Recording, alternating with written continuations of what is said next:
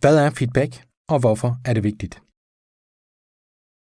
Feedback er en konkret tilbagemelding, der opstår, når et menneske fortæller et andet menneske, hvordan hans eller hendes adfærd er blevet oplevet, eller hvordan udførelsen af en opgave er blevet oplevet.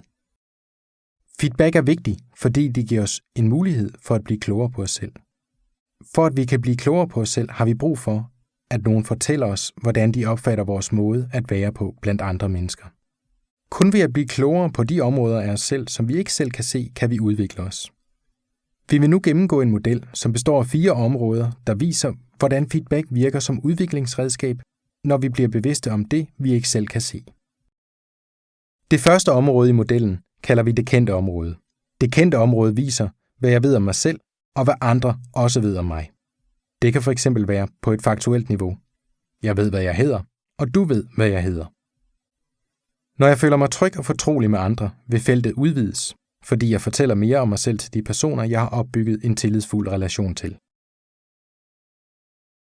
Det andet område i modellen hedder det blinde område.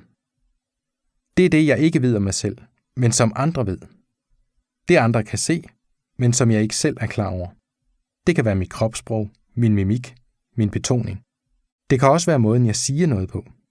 Hvis andre siger noget til mig, som jeg ikke er klar over, har de gjort området med de blinde pletter tilgængeligt for mig. Det tredje område er det, der kaldes det skjulte område. Det skjulte område viser, hvad jeg ved om mig selv, men som andre ikke ved. Det kan eksempelvis være mine intentioner og hensigt, der ligger i det skjulte område. Andre kan observere min adfærd, men kender ikke nødvendigvis mine intentioner eller hensigt med adfærden. Det kan også være noget, jeg bevidst vil skjule for andre. For eksempel noget, jeg ikke er særlig god til. Det, der ligger i det skjulte område, kan nogle gange komme frem som blinde pletter. Det vil sige, at selvom jeg forsøger at skjule det, vil det være synligt for andre. Jeg kan også selv invitere andre ind i mit skjulte område ved for eksempel at bede dem om at hjælpe mig med at blive bedre til nogle af mine svage sider. Det fjerde og sidste område er det ukendte område. Dette område består af viden om mig, som hverken jeg selv eller andre kender noget til. Noget i det ukendte område ligger godt gemt, mens andet kan ligge lige under overfladen og kan blive bevidst for mig gennem mødet med andre. Det ukendte område er således der, hvor mine potentialer bor.